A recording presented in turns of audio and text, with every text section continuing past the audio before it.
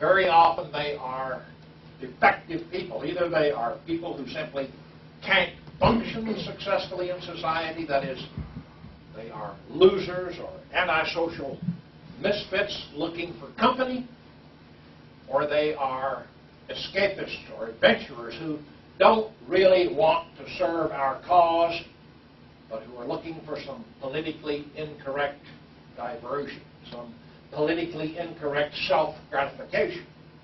And they hope that we will be able to provide that gratification for them. And that's the last thing in the world that we want to do. It's not just that these people who have the wrong motivations generally provide us with little benefit. They are poison to us because they drive away from us the people who really can be useful to us, the people who really can and will serve our cause. This is something that is obvious to many of the people that we want, but it took me a few years to learn the hard way to shun hobbyists, to have zero tolerance for people who like to dress up in uniforms and shout 1488 and give Roman salutes to TV cameras.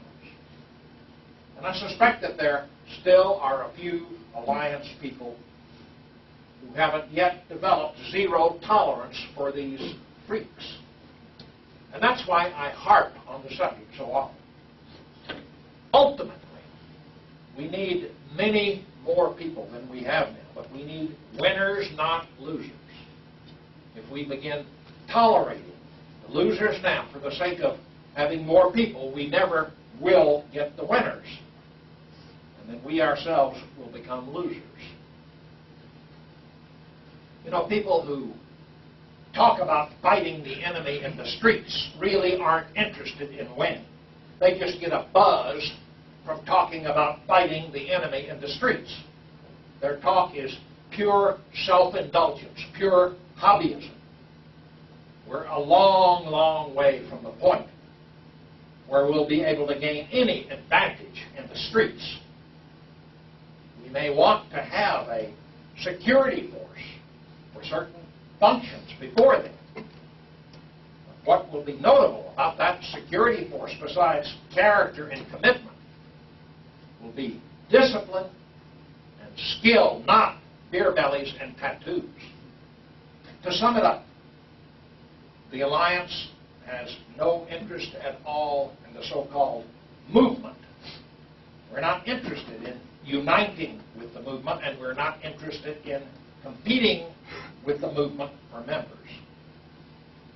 If anything, we should be grateful that the movement is out there to soak up a lot of the freaks and weaklings who otherwise might find their way into the Alliance and make problems for us.